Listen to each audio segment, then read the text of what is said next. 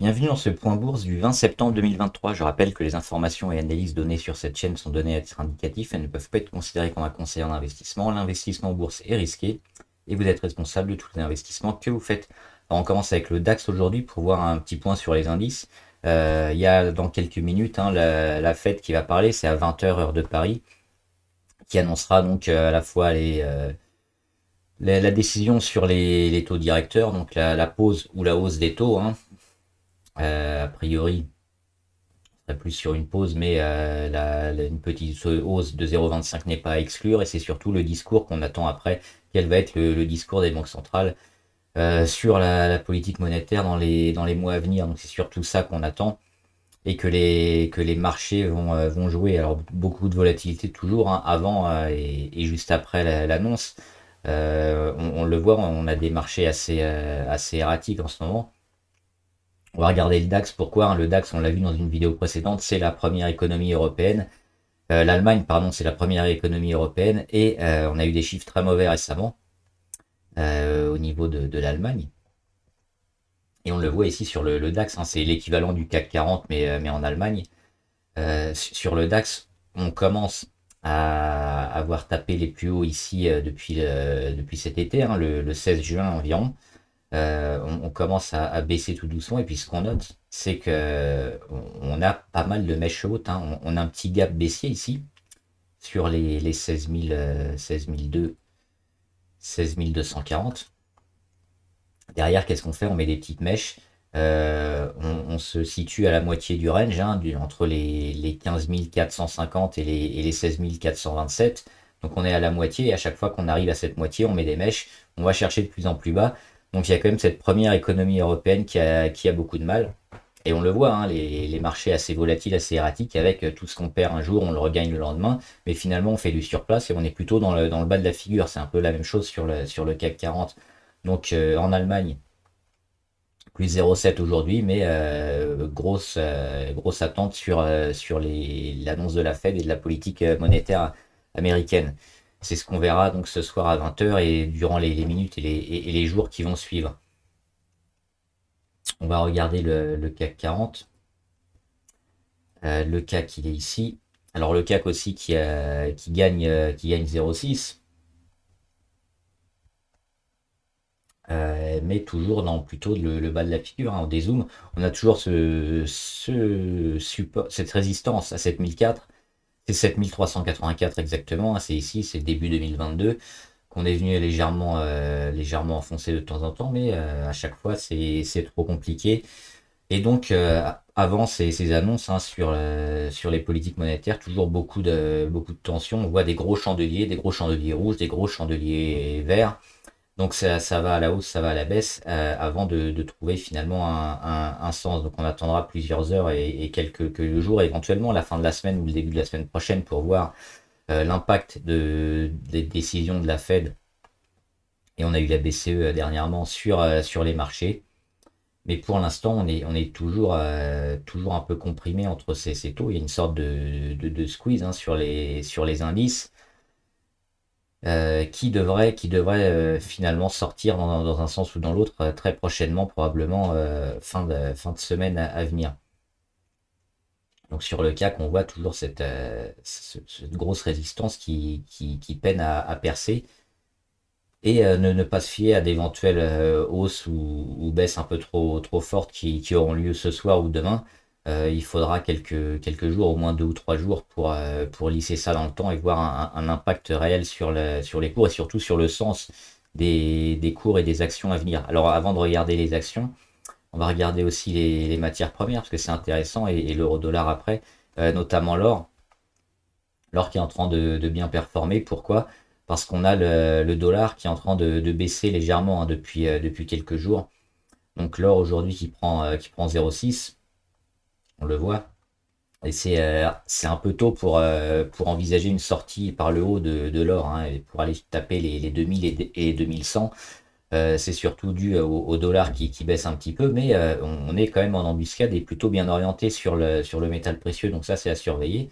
Mais le jour où le dollar monte et l'or monte également, on n'aura pas cet effet qui fait que généralement l'un monte et l'un baisse, hein, c'est soit l'or, soit le dollar, mais quand on a les deux qui vont monter, on aura certainement un point intéressant à jouer sur l'or. Là, c'est juste un effet probablement mécanique avec la baisse du dollar, donc mais à surveiller quand même. Et enfin, le pétrole. Le pétrole avec une petite mèche haute hier. Aujourd'hui, on serait plutôt avec une mèche basse. On perd quasiment rien, on est stable, on le voit ici, on va se zoomer.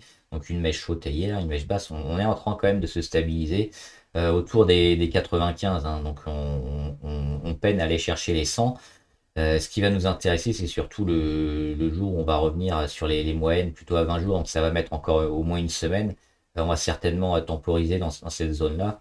Est-ce qu'on aura la force d'aller chercher les 100 ou pas? Et puis l'après-Fed, est-ce qu'on va avoir commencer à avoir une baisse de la demande un peu violente ou pas? Pour l'instant, le cours est toujours haussier, hein, sur le pétrole, mais il y a un certain essoufflement qui arrive ici, hein, sur ces mêmes niveaux-là, sur les 95-96, on le voit.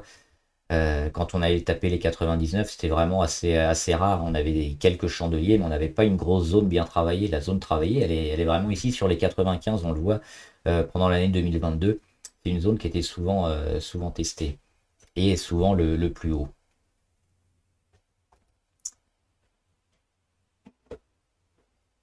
Et enfin, l'euro-dollar, il est ici. Donc, depuis quelques jours, il y a une petite baisse du dollar. Donc c'est l'euro sur le graphique qui va remonter, mais la tendance est plutôt toujours favorable au dollar. On va le voir avec depuis ici, hein, environ le 18 juillet, le dollar qui monte. Ça c'est l'euro-dollar, donc l'euro-dollar qui baisse, ça veut dire que l'euro baisse et le dollar monte. Et là depuis le 14 septembre, on voit un petit rebond. Donc c'est ça, c'est un petit rebond de l'euro, donc une baisse du dollar par rapport à l'euro, mais aussi il y a beaucoup de monnaie, hein. Mais la tendance est toujours assez favorable, hein, pour le dollar. Donc si on a des actions en dollars, c'est plutôt intéressant parce que le cours va monter mécaniquement. L'objectif, c'est peut-être de retrouver une parité ici au 1,048. Là, on est sur les 1,07. On a toujours une tendance assez forte, hein, sur le dollar. Et on va regarder quelques actions du portefeuille.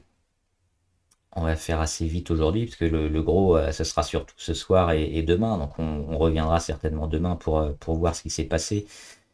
Mais on a quand même quelques actions à voir. Alors Mobileye, hein, j'en avais parlé en commentaire, c'était plutôt intéressant. On avait cette zone-là, hein, 33, 9, 40 environ, hein, la moitié du chandelier qui était bien défendu, ça a fonctionné. Derrière, on a véritablement un lancement, parce qu'on a cette zone défendue, une cassure de résistance oblique baissière, c'est l'oblique rouge, un pullback sur cette zone-là quasiment. Et derrière, on retrouve toutes les moyennes mobiles. Donc oui, tout est plutôt bien orienté sur Mobileye. L'objectif, toujours d'aller chercher les 46-48 environ. Et éventuellement moins si le cours commence à peiner et à nous mettre des chandeliers rouges. Mais pour l'instant, c'est plutôt favorable, hein, sur Mobileye. Alors oui, sur l'or, il y avait deux actions à surveiller. On peut regarder par exemple Newmont. Newmont qui est un peu moins bien, hein, graphiquement, on le voit, on a une grosse correction. On s'est rattrapé quand même au support des 39 dollars environ. On commence à percer. Alors c'est une percée encore assez faible parce qu'on voit ce double échec ici sur la moyenne à 200. Donc on est dans une tendance négative sur Newmont, qui est une minière or. Et on pouvait voir aussi Harmony Gold. Alors Harmony Gold c'est un peu mieux, graphiquement parlant. Grosse percée aujourd'hui, hein, on le voit, on est à plus 8%. Et surtout cette grosse tendance ici avec les plus bas, hein, qui est en train de se confirmer. Avec le point bas ici, septembre 2022, le deuxième en mars 2023, le troisième août 2023. On l'a un peu enfoncé, mais on s'en est vite repris et on a continué la tendance, on l'a retravaillé et puis là on perce à nouveau tout, on est au-dessus de toutes les moyennes, donc plutôt intéressant sur Harmony Gold. Il faudrait voir ce que le dollar va faire si quand le dollar se réveille, Harmony Gold continue sa percée, mais graphiquement parlant, c'est plutôt intéressant donc de jouer une minière or, toujours dans le cas où les marchés aient un peu de mal. Oui, alors sur les autres indices, on a notamment à la mi-séance Le S&P et le Dow Jones qui sont légèrement positifs, hein, entre 0,3 et 0,5 à la mi-séance. Le Nasdaq a un peu plus de mal, à moins 0,2. Toujours en phase de consolidation. Moi, je vise toujours un short, hein, sur le Nasdaq, monter beaucoup trop haut, donc une consolidation un peu lente, ou alors à quelques grosses journées avec des grosses baisses. C'est l'objectif pour aller chercher. Alors, l'objectif principal, il est ici, hein, sur les 13 700, mais on pourra éventuellement s'arrêter avant et racheter la position avant. Mais le Nasdaq, quand même, donne des gros signes de faiblesse, hein, depuis ici. On le voit, le début de consolidation avec le rebond qui se fait sous la première zone de fatigue, un peu où le cours n'arrive pas à passer ses plus hauts précédents. Donc ça, c'est une première chose à jouer sur le Nasdaq. Et enfin, donc sur les actions, Orange qui continue, hein. L'objectif, il est toujours d'aller chercher les 11,6, je crois, sur Orange. On prend 0,7% aujourd'hui. Les 11,4, les 11,4 sur Orange. On n'est pas loin, on a fait une petite mèche, mais on est à 11,25. On a méché sur les 11,3.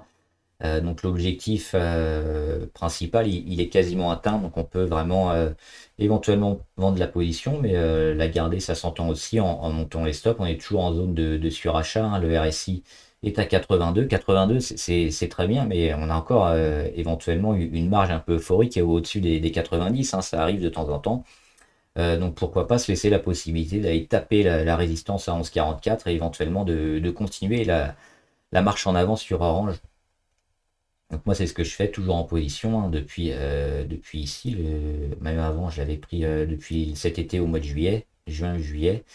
Donc monter les stops sur Orange et puis bientôt soit un stop qui se déclenche si le cours se retourne à la baisse, ou alors accompagner la hausse avec une cassure de résistance. Société Générale, on en parlait, c'était lundi, je crois, avec cette grosse chute, hein. Elle avait perdu plus de 12% en une journée. Et on avait tenté un rebond. Bah, c'est plutôt bien, hein, ce qui s'est passé, parce que le lendemain, elle a eu un peu de mal, mais elle est finalement arrivée quasiment stable. Et aujourd'hui, elle prend plus 3%, donc ça fait déjà un rebond d'environ 3%, parce que hier, hein, elle était revenue quasiment au niveau de sa chute de lundi, si le cours veut bien revenir.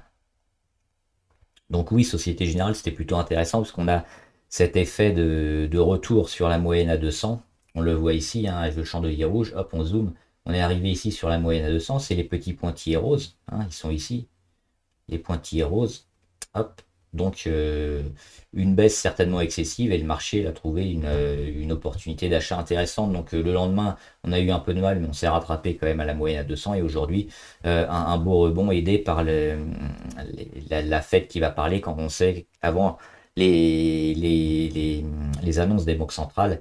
Il y a toujours pas mal une sorte de petit rallye un peu. On joue pas forcément la hausse ou la baisse, mais ça achète avant les résultats. Et puis une fois que les annonces tombent, soit on continue, soit on vend, mais il y a toujours quelques heures avant, comme ça, quelques jours avant, un petit rallye. Donc là, c'est en train de se passer, plus l'effet rebond sur Société Générale. Donc on gagne déjà 3%. Attention à ce soir, hein, moi je suis parti en fin de séance, donc plus 3% en 2 jours, mais demain ça risque d'être assez volatile, et c'est pas certain que le rebond se poursuive.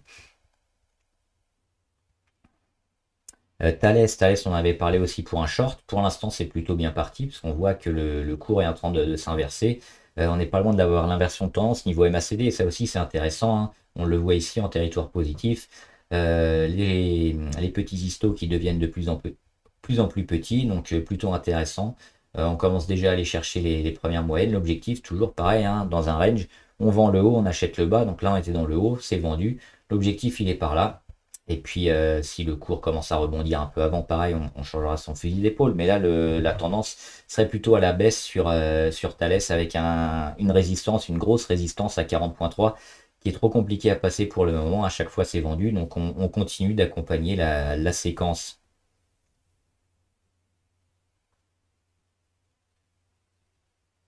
Enfin, l'action du jour, c'est Vinci. Pourquoi Vinci? Parce que graphiquement, c'est assez propre ce qu'elle nous met ici depuis le mois d'avril. de cette année. C'est un peu une figure en drapeau, donc on voit une sorte de canal baissier ou d'un drapeau ici entre l'oblique verte et l'oblique rouge. Donc on va taper les plus hauts, on va taper les plus bas, on continue de baisser, mais on vient d'un cours beaucoup plus bas. Donc la séquence est plutôt positive sur Vinci. Les fondamentaux sont là. On a une sorte de consolidation un peu lente, mais on le voit, la moyenne à 200, elle continue de monter pendant tout ce temps-là. Et puis quand on vient au contact de cette moyenne à 200, c'est ici dans l'ellipse orange, on a le cours qui réagit. On ne vient pas casser la moyenne à 200, on continue pas le drapeau hein, ou le canal baissier. Il y a une réaction, on vient tester à nouveau les plus hauts et cette fois on le casse. On zoome.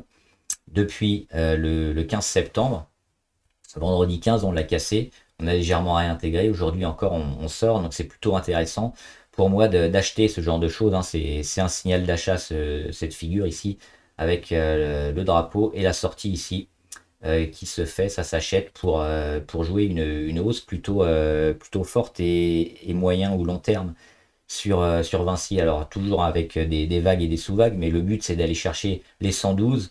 Et sur les 112, on va certainement casser, revenir sur les 112 et continuer la montée sur Vinci. Donc moi j'ai pris une ligne sur Vinci.